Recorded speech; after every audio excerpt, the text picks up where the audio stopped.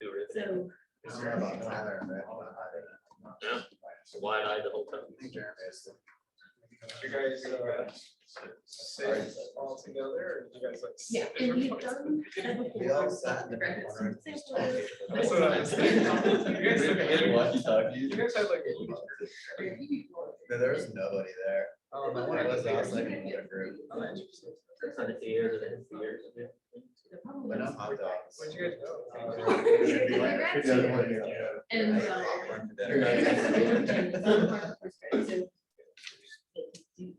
I mean, the thing Or like stop that. $9 hot dog.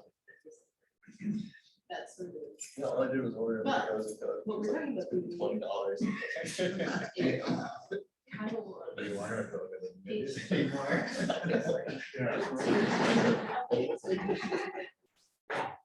That's real sugar.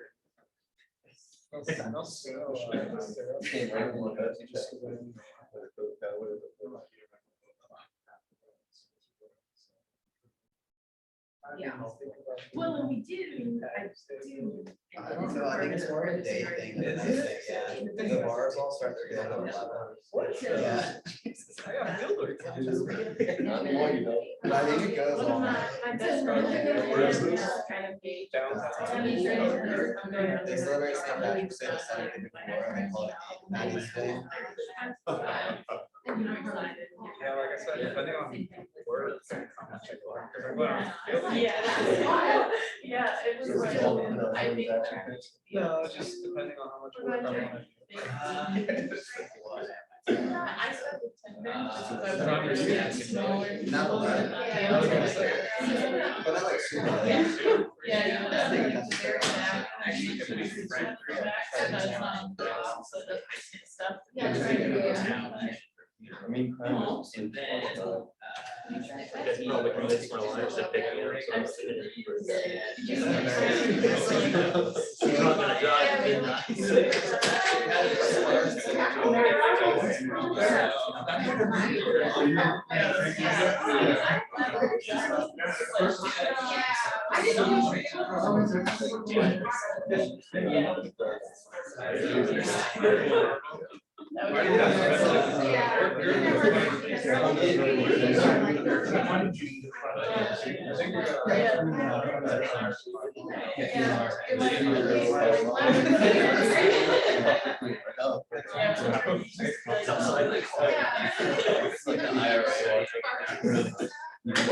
So I think.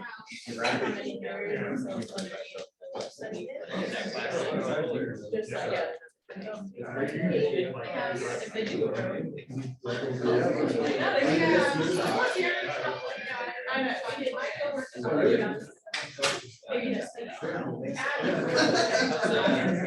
Sean takes it again. That's a little baby. Hey, you got a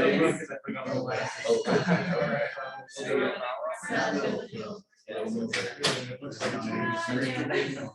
Oh, yeah.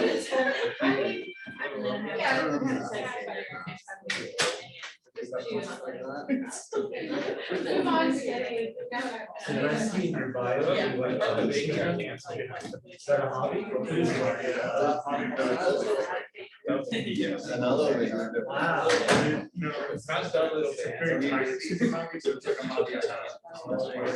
It seems like it would be like a very, like, you know, a space. Like, yeah, so, tours my parents' house, but now I have some stuff here. And, I can't give you my neighborhood, so I'm trying to get mine. Even these spots are something I can. Yeah. Yeah. Yeah, imagine your neighborhood. What do you think?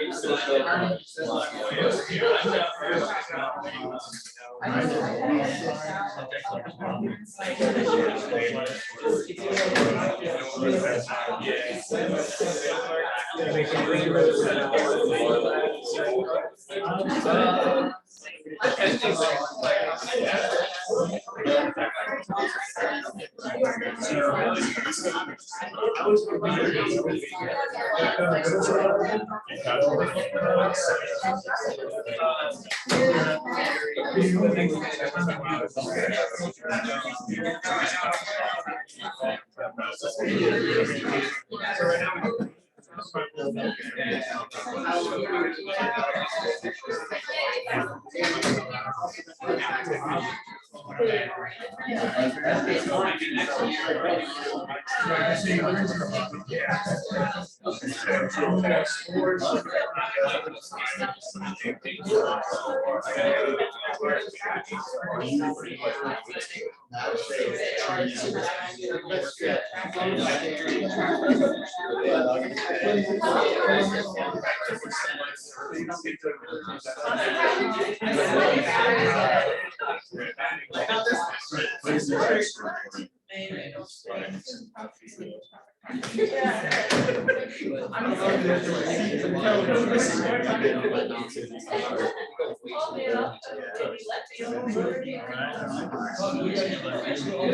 I'm sorry for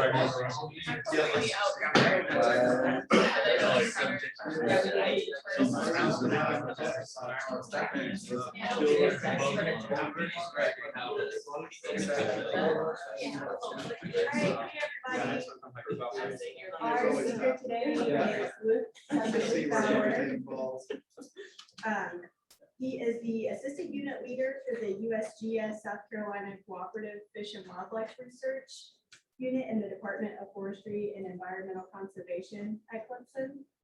Dr. Bauer holds a BS from Erskine University or College. He earned a master's from Southeastern Louisiana University, studying stream fish ecomorphology, and then completed a master's at Texas A&M, researching functional diversity and convergent evolution of fishes.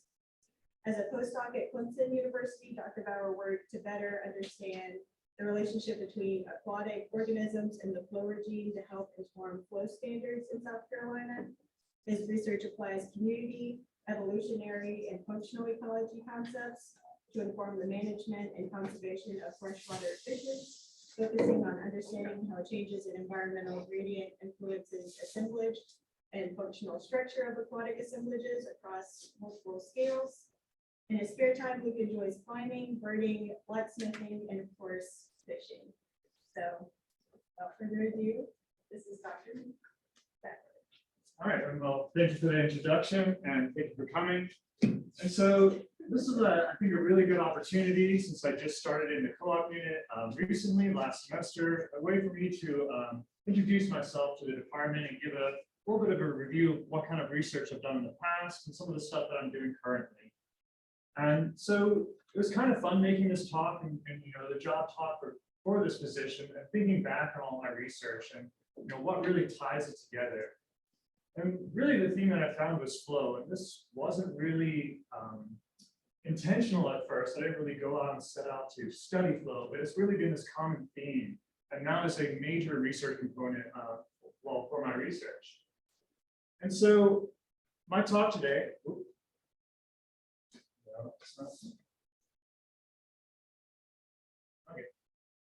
there you go. So my talk today is going to have two, sections in it. The first section is going to be focused on water velocity, so just the speed of water. And so, if you're looking at this picture here, you can see a pool with low flow or low water velocity and high water velocity. And this can have some serious impacts on the fishes that live in these streams. And so I'm going to show how it can influence the intraspecific body shape and actually show how fish alter their body shape in response to flow. Look how this water velocity structures the functional and assemblage of those fishes, so their composition within the stream, and how this is really a universal selective pressure. And then the second half of this talk is going to be really focused on discharge or in-stream flow. So here's a hydrograph showing the discharge for the Edistar River. So this is actually just the amount of water that's flowing through the stream rather than the speed of it.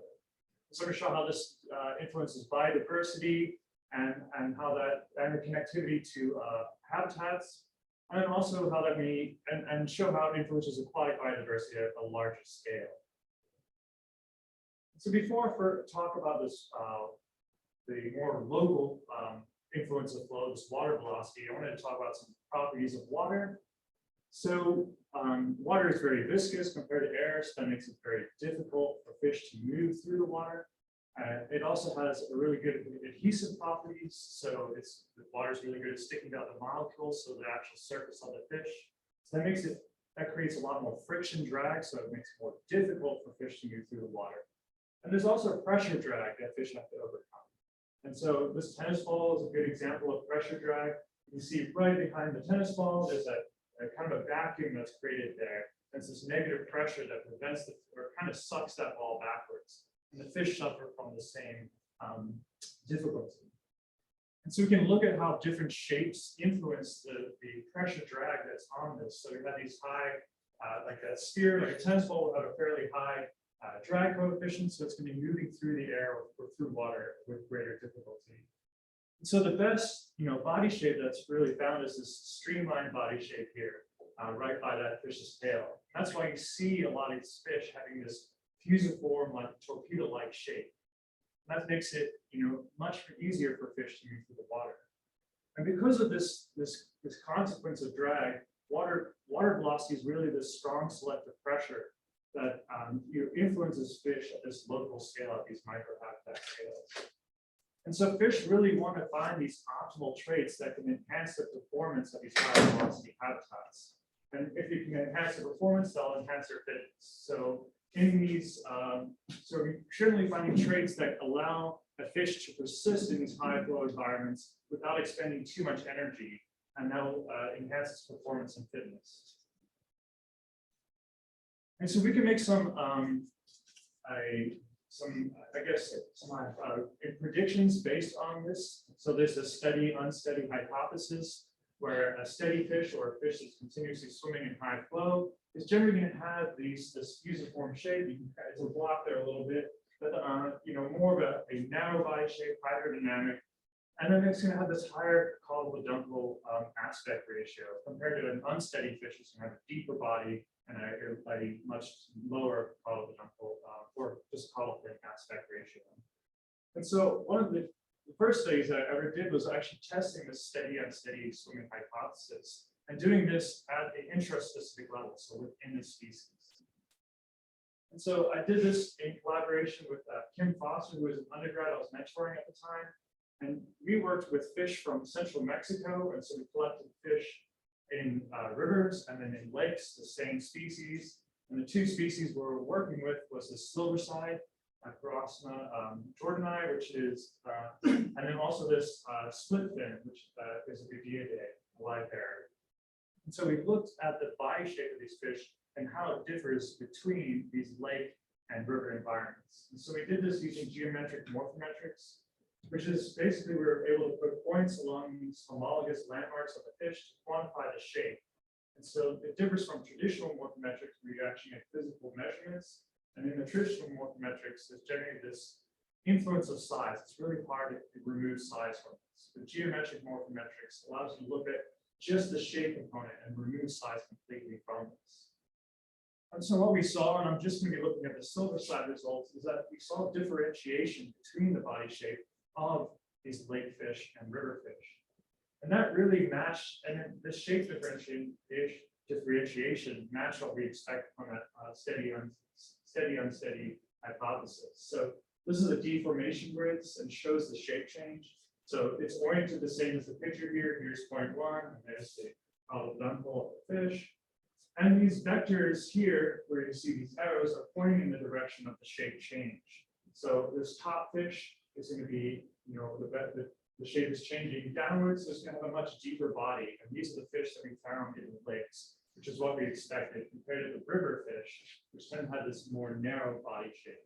And so it's more, has this more fusiform hydrodynamic shape. And this is really neat. You get to see how fish have changed their body shape in response to these flows. And this can happen relatively relatively rapidly.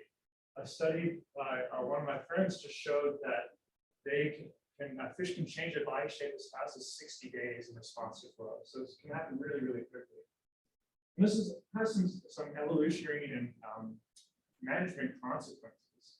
If you have enough intraspecific variation, you have the separation of body shape for a long period of time. This may lead to speciation. But what is more tangible is this management application. fish that are able to change their body shape or have this greater intraspecific variation in response to some environmental variation will likely be able to respond to flow and have great performance and changes in flow in species that can't do that. So if you alter the flow in a stream, fish that have greater plasticity are going to be able to respond to that much more easily than fish that have lower plasticity.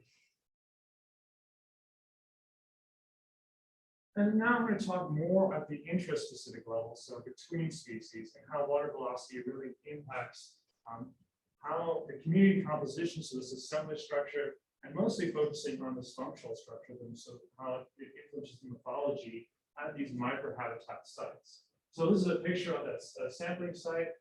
This is work I did in my master's in Southeastern Louisiana. And so what we did was we sampled lots of different microhabitats. You can see here the flags indicate where we caught fish. And so how we did that was we went through and we used a series of backpacks and seines to collect the fish. We'd mark them with the flags and then come back, we reflected those fish and measure habitat variables there. And this is quite time consuming to preserve fish for geometric, morphometric, small, flat, and nice. So I had a really large crew of helpers that assisted in doing that. And so what we really found was that fish tended to have specific flow preferences for these microhabitats. You can see, and this somewhat correlated to their morphology. You have this group of fish that tended to have the preference for slower flows compared to these more hydrodynamic and fusiform fish that had preference for higher flows.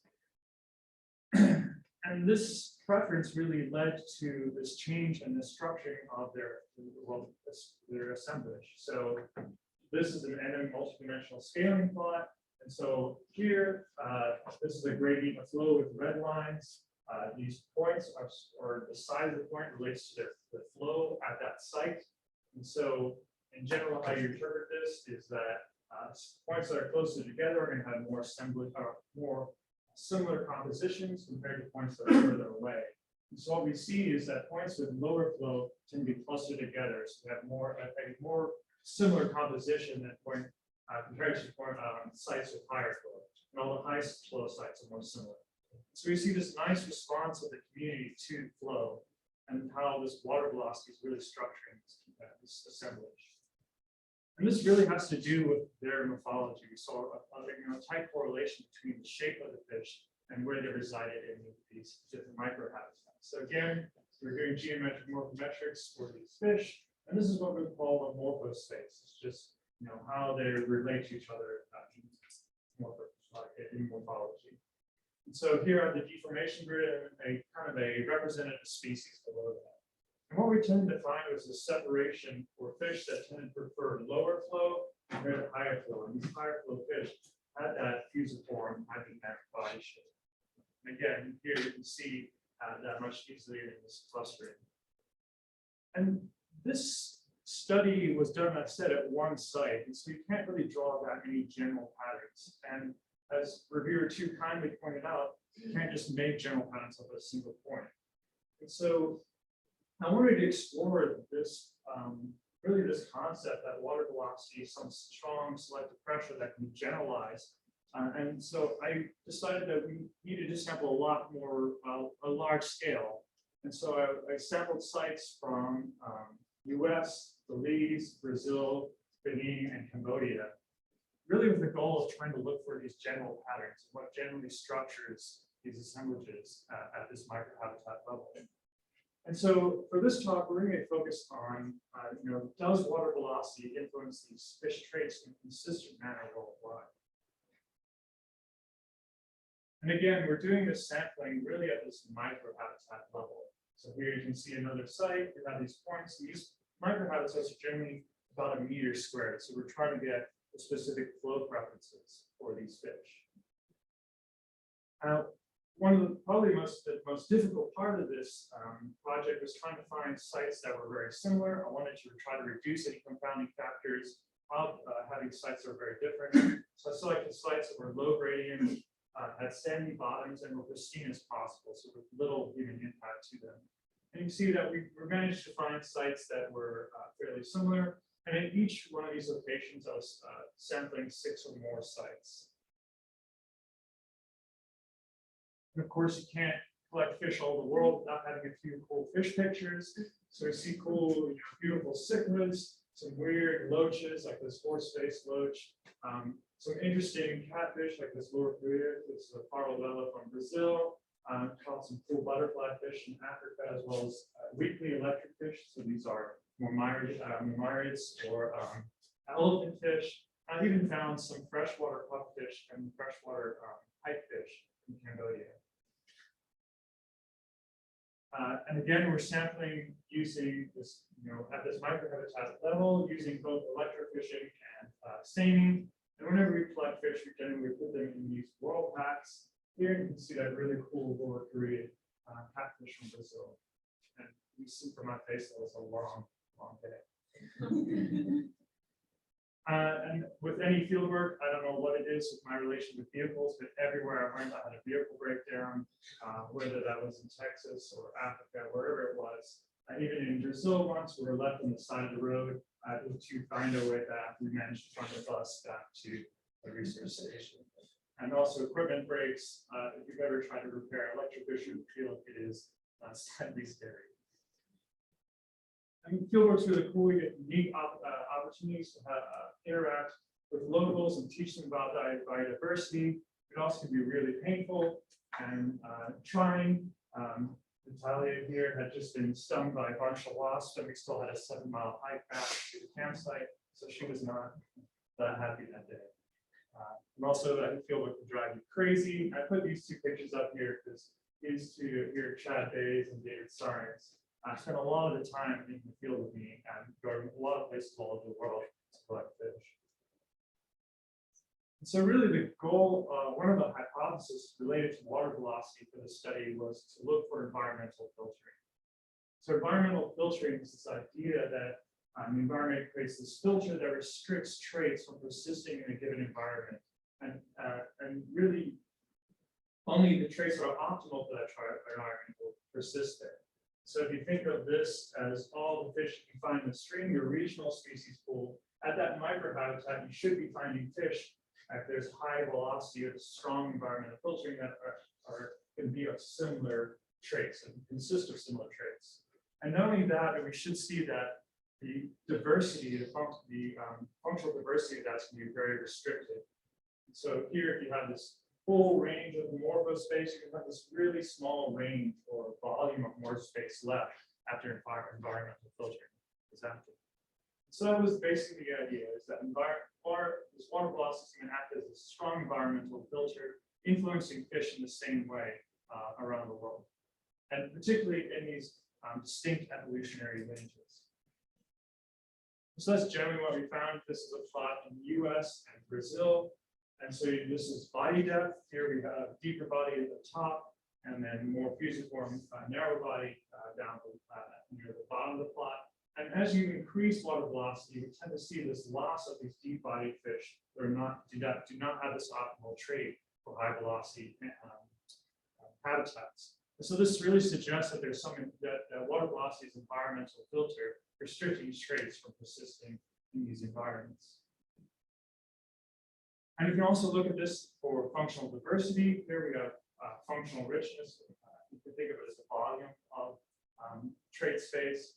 And so as we increase water velocity again, we see this consistent reduction in functional diversity.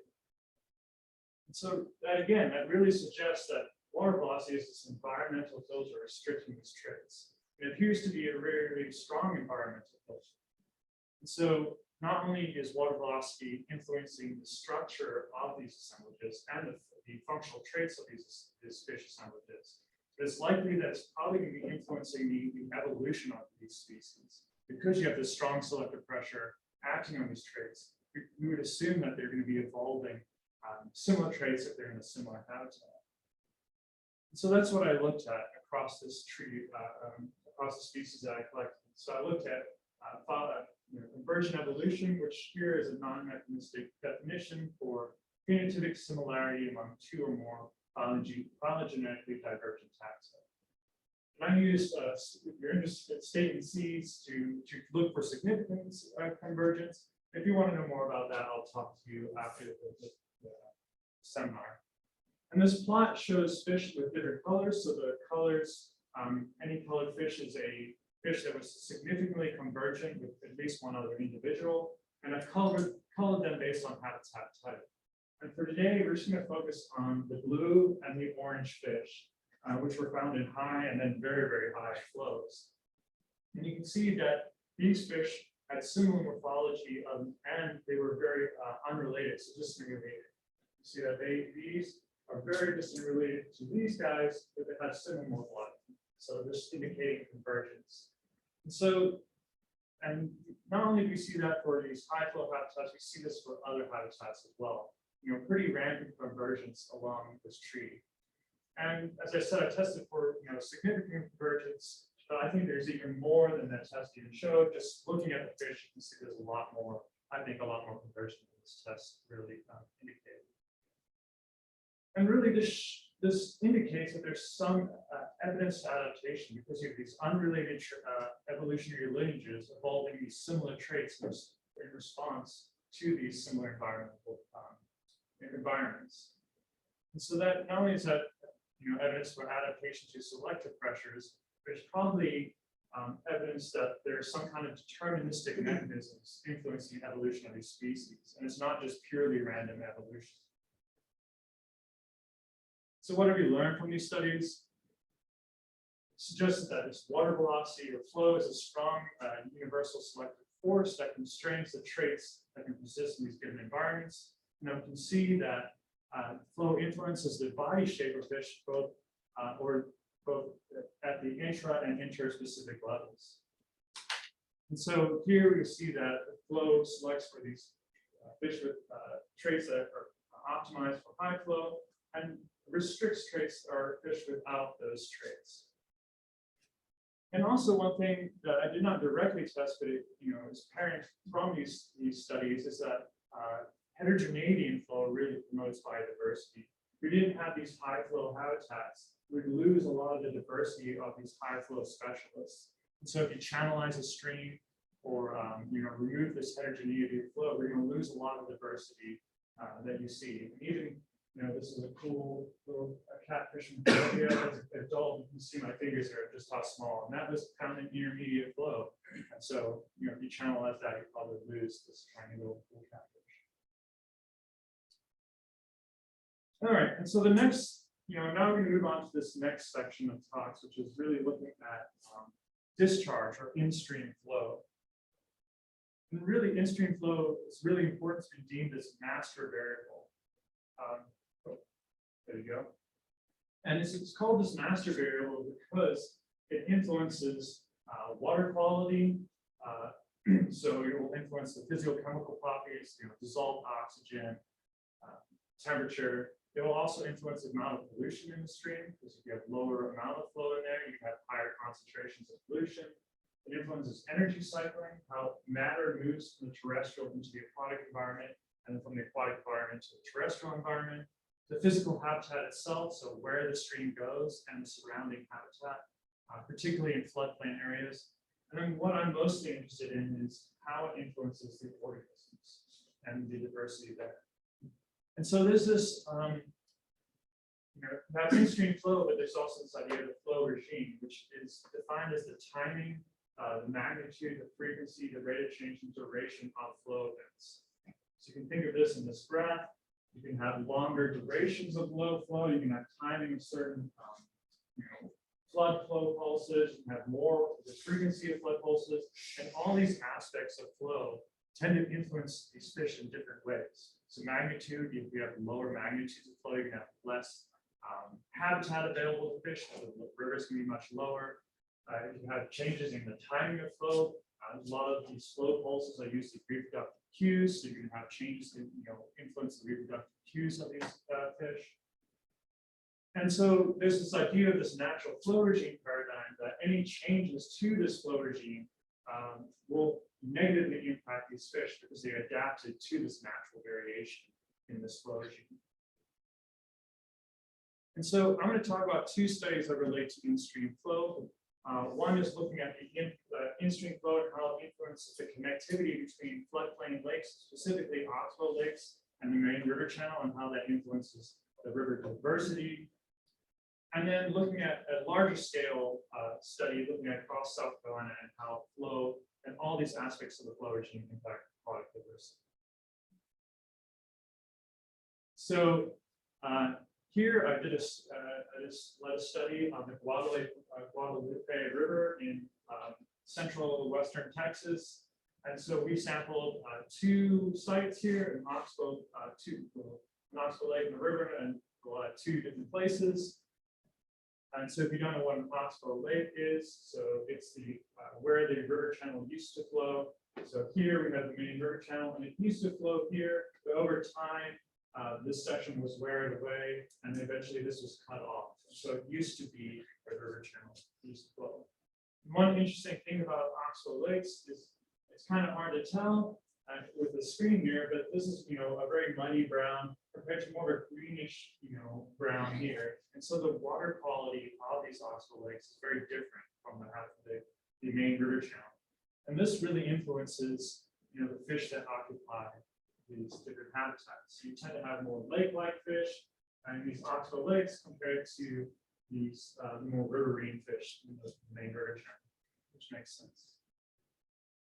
And these Oxbow Lakes are connected at some points of the year and disconnected at other points of the year. So generally, you have a flooding event that'll connect these Oxbow Lakes and allow the exchange of these organisms.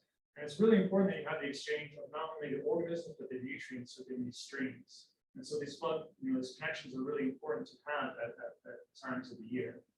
And Oxbow Lakes are also really important because they act as a nursery for many species. So a lot of species reproduce, things like crappie may have much higher abundances in these Oxbow Lakes compared to the main river channel. And they also serve protection from the environment. So if you have a lot of high flow of floodwalls that exist in these Oxbow Lakes to be protected from this environmental disturbance. So here we use seining and gill netting to collect the fish, and we had some interesting ways of getting into the Oxbow Lake because sometimes that connection completely dry and we weren't even able to get boats into these lakes. And probably the biggest miracle of this whole sampling was Tiki here managed to keep his shirt white throughout that whole sampling. So what we really found in this study is that flow magnitude is really important, particularly the magnitude of high flow events is important for increasing diversity at these the Oxbow and river sites. So here we have alpha diversity, or just the richness at a site, plotted against accumulated discharge. And here, accumulated discharge is a discharge above the connected level. So we measured it. So once we knew when they connected, all the discharge above that. So zero accumulated discharge would be completely disconnected, and this will have a really good connection between the sites. So we saw that as the connection increases, we see higher diversity at these sites. And this is likely because they have exchanging organisms. So we saw that beta diversity, the compositional differences between these sites decreased with connectivity. And so this really indicated that the species were exchanging between these two sites and becoming more and more similar as you increase the connection between the sites. And although we didn't test it explicitly, the timing, frequency, and duration of the flow events is also important for these connections. If you have just a connection for a single day or a few hours, that's not going to be enough for these species to exchange. And so you probably need more than just one flooding event a year to have this good exchange of organisms between these habitats. And finding the timing is probably really important too, because as I mentioned, some of these species use this as a nursery, so it'd be pivotal for the dispersal of these organisms during those times from back and forth between these habitats.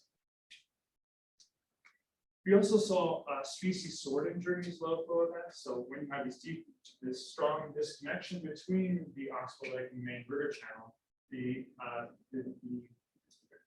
quality of the water is going to be very, very different. So you tend to have a decrease in water quality in Oxbow Lakes. They're going to get much warmer, it's going to be lower dissolved oxygen, So some of these vertebrate species are going to die out and not be able to persist, even though they may have been there at one point.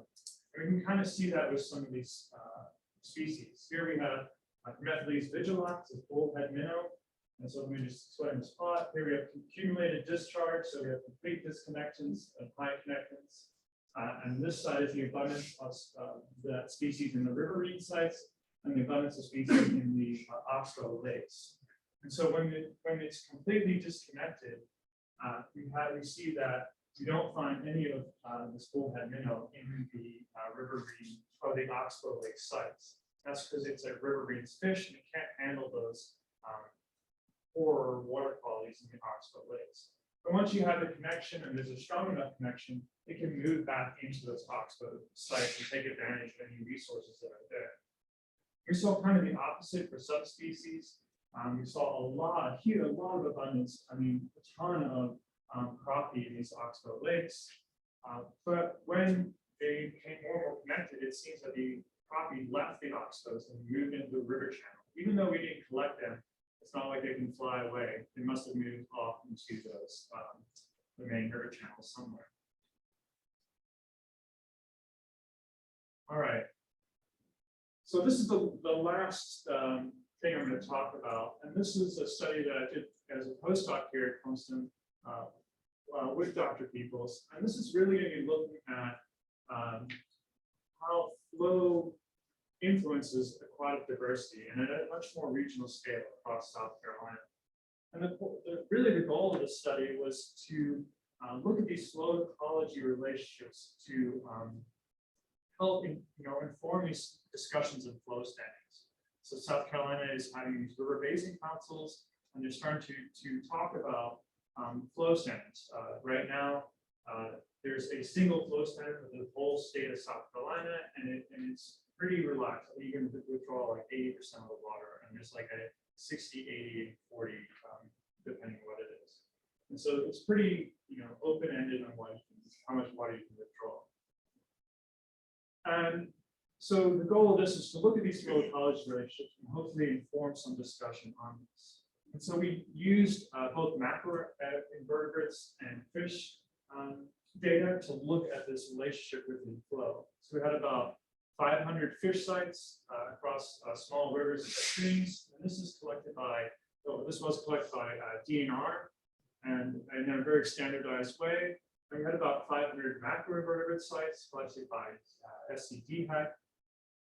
And for each of these, for these different data sets, we calculated these biological response measures. They were things like species richness, Shannon's diversity, number of tolerant species. For the macroinvertebrates, things like EPT, the Ephemeroptera, Trichoptera, Plecoptera. And then because we had just so many sites, there's not enough USGS gauges to really get the flow data for all these sites. So we had to simulate flow data for the state of South Carolina. And this was done in collaboration with RTI, so the Research Triangle Institute. And they simulated hydrologic metrics, about 171 hydrologic metrics for all the stream commodities, so the stream reaches for South Carolina. So it's something like 50,000 commodities. It's a lot of data. And they did this using a waterfall model, and this is a rainfall runoff model. And because we had just a ton of flow data and had these 171 flow metrics, we really had to limit that down to be able to use them. So we basically reduced this down to 24 based on their ecological relevance. So we went through the literature and decided which metrics likely will impact the organisms the most, or be associated with diversity the most, and then also try to eliminate that redundancy. Another way we chose them is we wanted to make sure we captured all those components of the flow regime. So these are the metrics. I'm not going to go through them, and I don't expect you to read them all, but just know that the first letter corresponds to the component of the flow regime, and that second letter corresponds to either low, high, or mean end flow. You can see the metrics we chose captured all 5 components of that flow regime: the magnitude, frequency, duration, timing, and the rate of change. And so to actually look at these relationships, we used random forests, so we brought in the hydrologic metrics, and then to try to control some of these biological response metrics were highly tied to the size of the stream. We try to account for that by taking the residuals from regression between the total drainage area and those response metrics, and put them in a random forest. Random forest is really nice because it doesn't assume a data distribution, so you can have non-linear and non-linear relationships, so some flow relationships are going to be linear, other ones will not. So being able to do that is very helpful. It's also pretty good with collinearity. A lot of the flow metrics, even though try to reduce that, they're still fairly collinear with each other. It also gives you this variance explained, so how well that model is performing. You can also see which hydrologic metrics are impacting the model the most. And we're able to actually, plot out these relationships and look at them using partial dependency plots. We also had to classify these streams into these natural stream types. And so if you just look at these two pictures here, so here's a stream from the Blue Ridge Mountains, and here's a stream from the Convergent Swamp. Just by looking at them, you can see that their hydrologies are very different. How the waters enter these streams and how they flow through the streams is very different. So comparing how organisms can respond to flow in these different stream classes, is going to be, comparing apples and oranges. So we needed to separate that out so we would get a good understanding. So we used a stream classification by McManamy and DeWolf in 2019. And we also used ecoregion as a classification. So we ended up having 5 stream classes. So within each ecoregion, there was roughly about 2 of these stream classifications. And you need to parse out ecoregions because fish in the Blue Ridge, the assemblages there are going to be very different from fish like in the coastal plain. And so, again, it's going to be hard to compare. So what we found is that, yes, we separated by stream class because it matters. These flow relationships tended to differ between these different stream classes. So there are the stream classes up above, and they're noted by the different types of lines. And in this case, we're looking at frequency of high flow against species richness. And we see the relationships differ quite a lot between these different stream classes. And there's also 4 lines in that graph at 5 stream classes.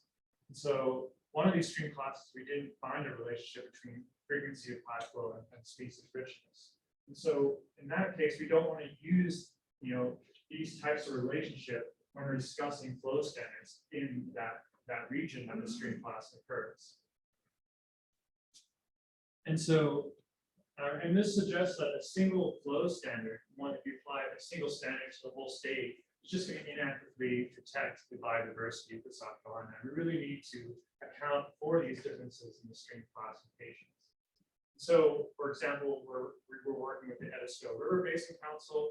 When we're discussing flow standards, we weren't looking at just random relationships. We focused on ones that were relevant to the Edisto River with those stream classes that were in the Edisto Basin.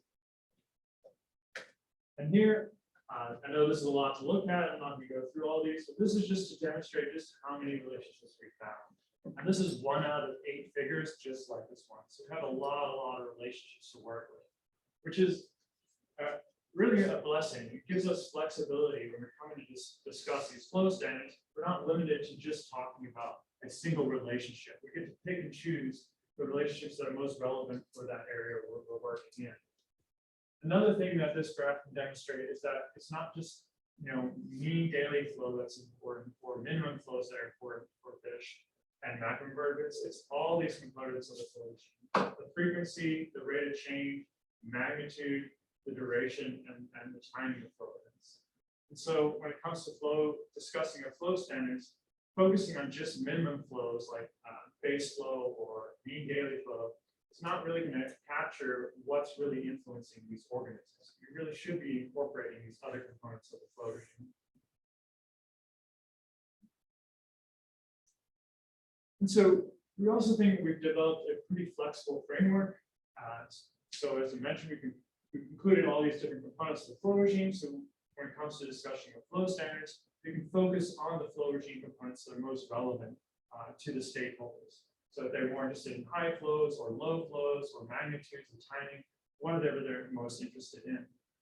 You can also count with spatial variation, where you apply this across South Carolina or locally within a drainage basin like the Edisto. We can begin to make estimates on these fish and aquatic biodiversity. So what we can do is we have lots of flexibility in how we use these relationships. So what they're doing in the basin councils are running different flow scenarios. So they may have one where it's like a business as usual, how flow is being extracted now. They may have a flow scenario where they're simulating how it would be if they use, if everyone that has a water withdrawal permit takes all the water that they're legally allowed to do. And we have scenarios where we're projecting flow in the future, full allocation in the future. So we're making multiple different flow scenarios. And then we can go through and see, here's a business as usual versus a full allocation model, see how much that changes the flow, and make predictions on how much that's going to impact the biodiversity in these streams, given some standard error. And so this is a good tool for discussions for these, the stakeholders, that they can decide, if everyone pools all the water they have, is 12% reduction in fish richness an acceptable amount or not. And so it's up for them to decide whether that, falls within their standards. And so what did we really learn from these studies? We saw that water velocity, influences intraspecific variation that may have these, and so fish are able to alter their body shape in response to changes in flow. And this can have some management implications where, fish that have higher plasticity or higher intraspecific variation are able to respond to these alterations in flow much more easily than fish that aren't able to do that. I would see that it strongly influences the local community structure as well as that functional structure. So flows acting as this environmental filtering, selecting for certain traits. And we saw that it's likely that this strong environmental filter is influencing the evolution of these traits. And so we see fish that are living in similar habitats having similar traits, even though they're evolutionarily divergent. And we noticed that, that all these different components of the flow regime influence organisms in different ways, and that all these components are important for the biodiversity of the streams. So we saw that it influenced, biodiversity locally within a river, changing the connectance between oxbow lakes and these main river channels, and also regional across these different basins. So I'll end there. I wish I could have had a slide with all the people that helped me in the field. There's a lot of field work involved, but I tried to do that and you couldn't read any of the names. Just because there's too many. So I'll just leave it with the funding and the collaborators here. And also, next time you go to a river and you have like a beautiful landscape to look at, I hope you look at that flow and you're blown away by that, this impressive force that can alter the evolution and ecology of these organisms. You appreciate that. So I'll end there if anyone has any questions.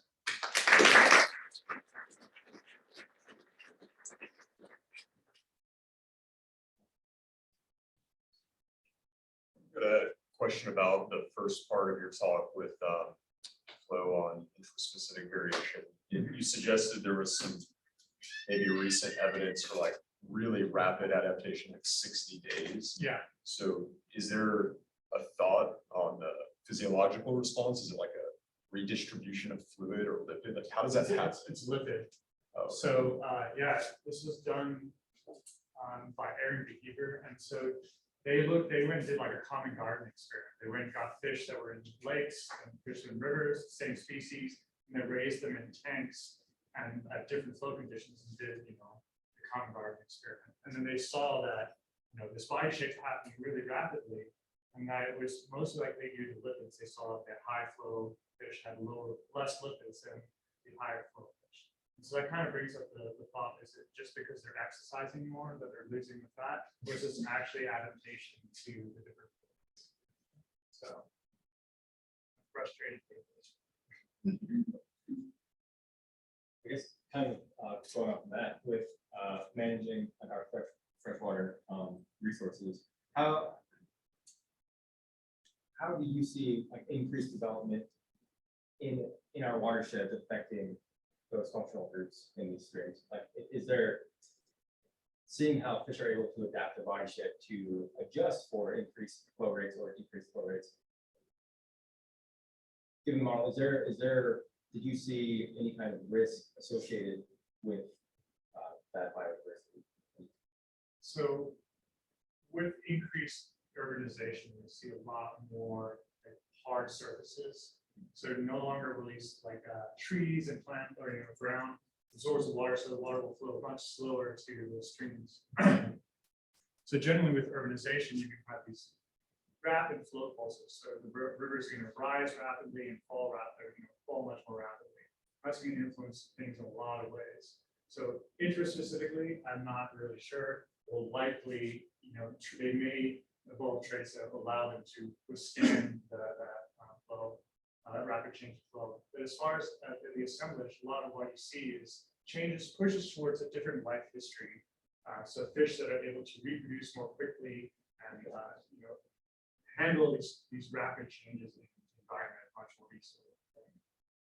So that's generally what you see.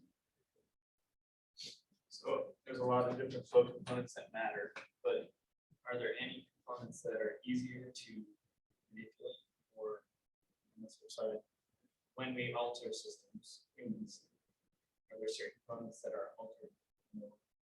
Yeah, so I would say coming off that urbanization thing, so the rates can be changed a lot, just how fast that peaks. When you have a rain event, that river is going to flood a lot faster. It's going to be a higher magnitude of flows. But it depends on how we're changing it. Damming will change everything about it. All the components are going to change, and particularly the timing. So instead of having this natural peak of flood events, we're going to have these often just, every day it's going to be this pulse of release. So that can change everything about the flow, completely screw up the system. But if there's one, I guess, yeah, I can't think of one that isn't influenced as strong as the others. It really depends on what that disturbance is.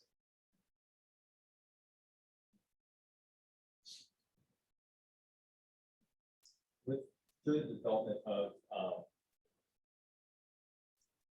your framework and everything, working with state agencies, what kind of questions are being brought up as a result of your research?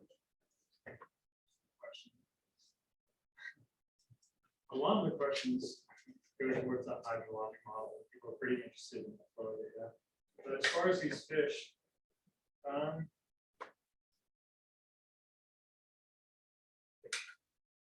a lot of the questions we get are more targeted towards,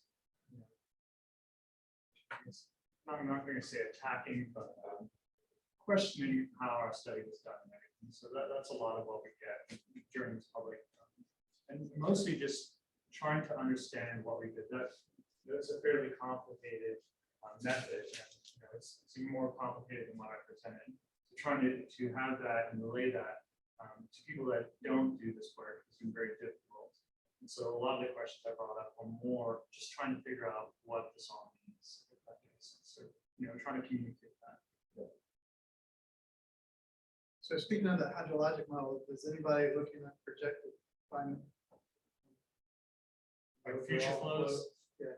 So we have a data set with future flows, but it doesn't include climate, sadly. It's just purely based on land use changes. So where land use change is highest. So I'm working with that data set now.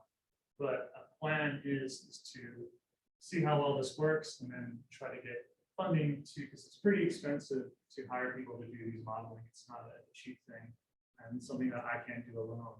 And so to try to get funding to actually include these different climate and precipitation models and temperature models in these and to actually get much more detailed projections for the future. So there's downscale precipitation models are out there. Yeah. It's It's just just you need the scale, the same scale that they probably use the prism maps.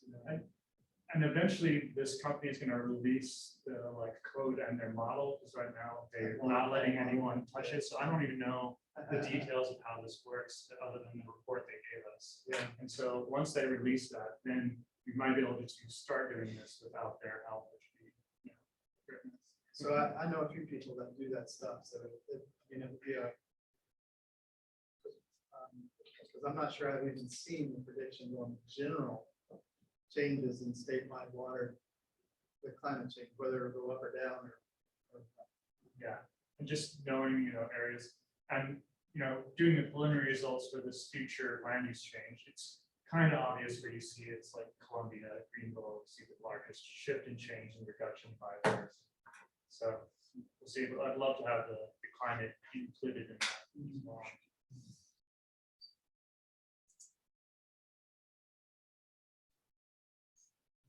Are there parallels between your work and like ocean currents or stuff like that? I've always thought that there might be, at least with the body shape thing, there's definitely, pelagic fish have that, I focus on high flow and low flow, but that steady, unsteady hypothesis also applies to fish that are pelagic, that are constantly swimming, just steadily swimming. So yeah, that framework works very well. But I've always wanted to know how, almost like a hydrologic model of flowing, where it currents and how that would influence things. But generally thought, never really explored.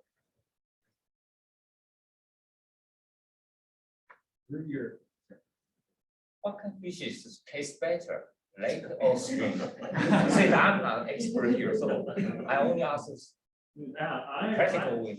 I think the lake fish are working harder.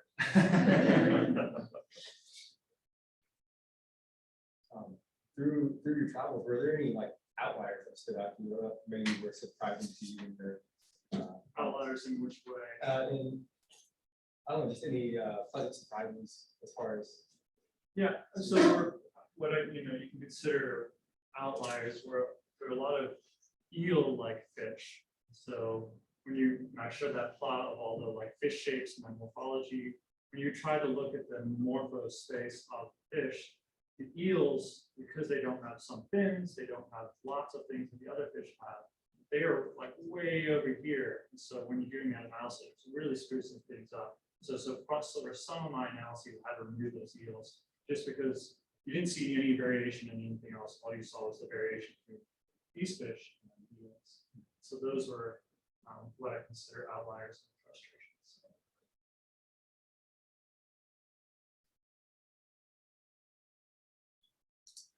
For some of the studies, correlating the body shape with the microhabitat flow and stuff, you ever collect data at the kind of resolution that may give inference to whether or not some of the fish have body shapes that allow them to actually swim through flow versus occupy interstitial spaces to avoid flow? I never really had anything that could test that specifically, just ones that, we tended to see traits that were associated with being able to persist in higher flows. That maybe it doesn't mean that they're behaviorally new. And although I didn't point it out, in that plot you saw there was two fusiform fish that looked like they should be existing in high flow, but they had the lowest flow preference out of everything. And so those guys were, they had these traits that you would assume be in high flow, but behaviorally they were selecting these pool habitats. And so again, some of these outliers that are frustrating. So I was having a conversation with Brad yesterday about birds and how they sense airflow, which apparently is not something that we really understand very well. So I'm curious how fish perceive flow. I think it has to do with the lateral line. So they have, the lateral line, they can sense to have cells almost like hair cells that move in there. And they can feel the current going through that. And movement of water, like vibrations. So it seems easier for them. Yeah.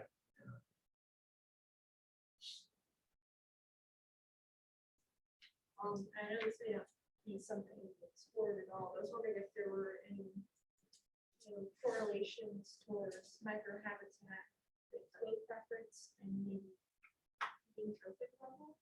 And the trophic levels? I was wondering if there was any relationships. Yeah. So there were kind of some, so the fish that tended to be in the very, very high flow tended to be benthic feeders. So we saw things like darters, and at some point the flow gets high enough that you lose minnows and you're kind of focusing mostly on like these benthic feeders, and you know, they tend to have this inferior mouth where it's more on the bottom side. So I'm assuming that they're feeding benthically, and that may be due just because the drift of things is too fast. And then we tended to not have predatory fish in this high flow habitats. They tended to be more in these lower flow habitats. For the various species that you studied, did body shape or preference in flow rate change through life stages? Is that something that you saw? Yeah, so it would change the life stage. Like larval fish can't swim in wet flow at all, and then we even see some seasonal preferences. And I think it has a lot to do with reproduction. So some darters will move from slower flow sites to higher flow sites during reproduction. And I didn't show that. I almost put that graph in there, but we show, like for some species, there's a significant difference in the flow that they choose throughout the year, depending on the fall or the summer. And so there are some, but it's not like they go from zero flow to high flow. It's like intermediate to much higher or much higher. Following up on that, we work on a lot of differences in seasonal preferences, different needs for different life history stages, like growth and foraging, compared to reproduction. Do you have any species in the Guadalupe Bay that needed oxbow lake habitat to complete one part of their life, or go to another? And that I don't know. disconnection. Yeah, I don't know if there's any that had to have it, but I think a lot used to, particularly the crappie, when we would pull a seine through there and get hundreds and hundreds and hundreds in one seine pool of all little juvenile, tiny little crappie. And then, then they would all just disappear the next time we come back, assuming that they just left and went in the main river channel. We also caught a lot of gar. I'm assuming gar probably used that as either a refuge or a hunting ground or something. So, and buffalo, a lot of buffalo as well.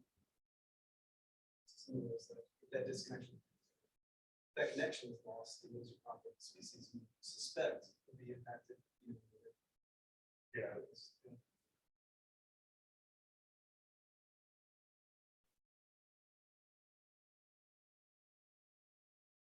Okay, thank you.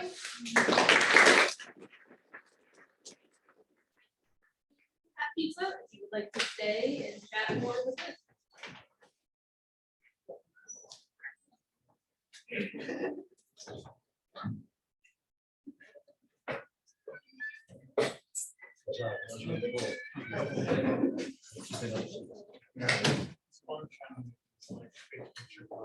My first one. Yeah. Yeah.